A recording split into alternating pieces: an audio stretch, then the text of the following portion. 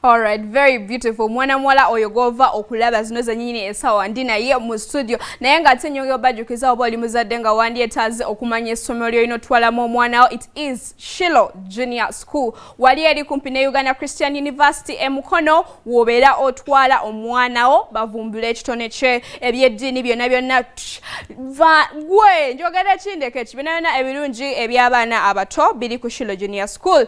Aha, the beautiful praise. How are you, darling? I'm fine. You're fine. You're looking so beautiful. Thank you. I love your hair. Yeah. Eh? Thank you so much. Mama yakutwala msaluni. Mami. Mami yakutwala naga batekemu ka blue. You're looking so beautiful. Thank you. So oli mu class chi praise. I'm senior 2. Senior 2. Yeah. How old are you?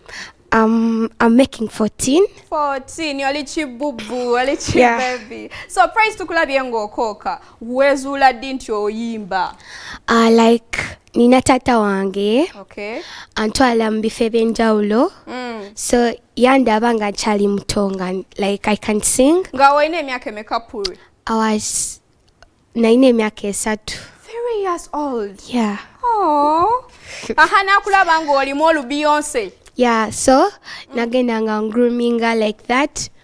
Nanjigirizo performinga, nga njigirizo yimba, kubanga akuba piano. Oh, so wafunako ka inspiration okuva ewa daddy kozi yali akuba piano. Yeah. So otandika ddi ogenda mu bifo ebyo kozi tukulabye ng'okikuba ndozera oluvaano bane praise ogenda kuntwala for ice cream. No, like tata wange tufuna connections mu bandi ez'enjawulo. Tutera ogenda mu ne tuyimba open mic like something like that. Ng'abantu tobatya praise. Abantu of course waliwo crowd emu gy'ogenda mu ng'oli nervous. Okay. Naye ng'olina okuperforminga like ng'olina obalaga talent. Olina obalaga kikyoli. Yeah. So oyinayo omuyimbi gwe weegomba mu Uganda? Mu Uganda negomba Juliana. Okay. Rema Namakula. Okay. Then mu Mel negomba Pastor Gembe. Levixon, like many artists bayimba bulungi. Kati bana abaana b'osoma nabo ku ssomero inenge gy'okikwasagana ne balaba talent yo? Yeah, ku ssomero ndi mu scripture union. Okay. Za leading a praise and worship team. Okay. Oli superstar bakikubadda? Mpola. Hey, so olira otya nga oli ku ssomero nga gwa leadinga mu scripture union obwana awo tebukusaba uzi selfie. Kale muba ku ssomero tebasayiningako mu bitabo? Kale twogera nabo like era bagamba nina music wange nyimba Okay. like abasinga bakimanyi. Kale. So omulabi waffe wa BBS Telefine ayinza oba yakatwe gatako kati nga tanamanya nti tuyina superstar, tuyina talented little girl one. Soko tuwemuko kati ni akapera. Akayimba kange. Oh, oyina n'obubo. That's very beautiful. Yeah. Tuwemu akako kenyini. Nina obuyimba bwange buli bubiri buli released wa gospel solo book ebera ku YouTube. Oteka praise wisdom music. Okay. Yeah. Kambawe kano kenasookerako then nzireka kapya. Kale, we are very ready.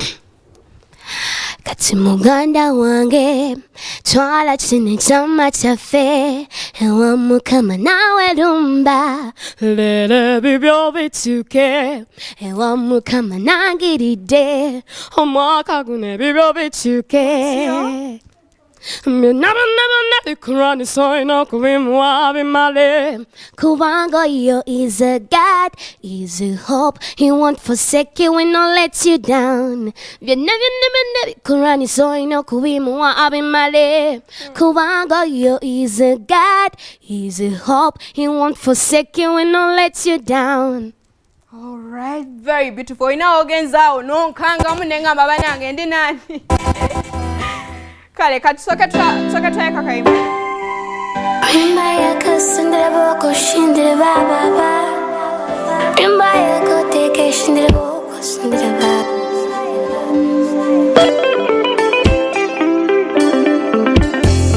Abade katonde. Era ye katonde. Minusi nemu guru. Era ye katonde. Since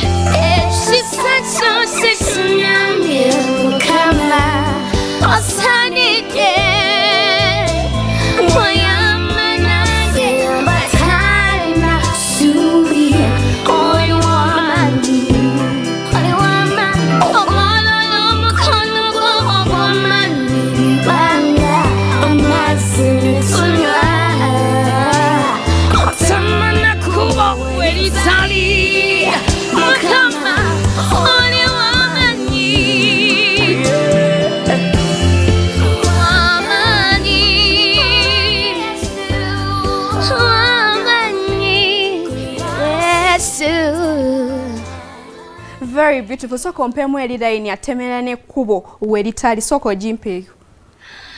Dala yekwe Katonda atafa atakadewa Otamane kubo weritali Mukama holi wamanyi Yeah Wamanyi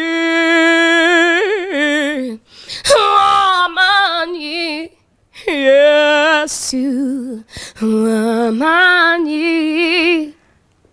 Katonda wamanyi. Very beautiful. Bane praise olozondeka wano. Tugenda fena tulina okukola eddobozi ku kyenvola. Nenga ate is such a beautiful thing. Nebaza nnyo tata wa praise n'abazadde bonna abali eyo abateekamu amaanyi n'ogoberera omwana wo abeera ayimba n'ofuba nnyo okumutwala mu bifo gye bayimbira n'ofuba nnyo omutwala mu studio n'ayiga ate recording otya. Ono daddy wa praise musanyukidde nnyo. Muyina ne video. Yeah. Banange. Oyina video maker. So far, ziri bbiri. Okay. Yeah. Ako ke tuvola abake bayita batya? Wamanyi. Ate akokubiri ke wangambye. Soko tuwemu katini nnyo ku kokubiri ako ke wangambye. Kenagambye. Wangambye olina obuyimba obwa pure. Ati, kenagambye nasose yimba ke wayimbye then kano ke kapya. Praise. So okula obvious yogaba muyimbi. Oba oyinayo ebirala eyo. Like omulimu omulala gwe njagala okukola. Yeah. Njagala bela engineer and njagala bela musician. Oh, chachi kusikiriza okwagala bela engineer praise. Oyagala tukola ki ku gonolye tuva owulira. Njagala nfune omulimu nga guli personal ngali ng'ogyeko kuyimba. Yeah. Yeah. That's very nice. Oyinayo ko mikwano jojo wale sengo jigamba nze ngena kufe tuliko ne faimo jikoneko katini awo. Mikwano gyange mingi. Njagala okutumira like mbatumire. Yeah, bakoneko. Njagala tumira mami wange bamuyita Nachingi Immaculate. Njagala tumira jjajja wange. Njagala tumira Aisha Maria mwenna bandaba. Njagala tumira mami Rachel. Njagala tumira Piano basista bange Perez. Okay. Njagala tumira praise. Ogenda afuka superstar. Ogenda baba gamba na bugambi oyo tumumanyi oyo praise waffe nga wonna bakutegeera. Bonna njagala buli andaba sawa zino. So ayagala music wa musangawa? Music wange osobola omusanga ku YouTube channel yange. Okay. Oteka Praise Wisdom Music. Okay. Mpozi n'ekirala. Mbadde nsaba buwagizi bwammwe bamikwano buli andaba wano oba kyetaagisa kufukamira. Sobola okufukamira bannange bonna buli omu andaba. Yeah. Oba tufukamire FMB. Buli omu andaba. Yeah. Bampita Praise Wisdom. Sobola okebera music wange ku YouTube. Yeah. Nyimba gospel era abapasita bonna abali okundaba. Oyogera bulungi praise. Hey! Banange. Abapasita bonna abandaba bambi like tugenda mu church naye mu church bapasita ne batu disappointinga bagamba you come next Sunday nefuka next Sunday like tetufuna mukisa kukola kuweereza Katonda. That's why abayimbi ba gospel abasinga bavudde mu gospel ne bagenda mu church. Mwana agenda afuka president w'ekibiina ky'abayimbi ba gospel praise. Vozi n'ekirala akataleke kanga tuwumbawumba. Njagala kutumira kabaka wange. Okay. Yeah. You look so beautiful. Baneze semanyi nakumanya omwana nga mulungi ate nga alina ekitone semanyi nakumanya naye nga that has been Praise Wisdom. Okyasosanga music we ku YouTube channel Praise Wisdom. Byonna ebimukwatako noonya Praise Wisdom.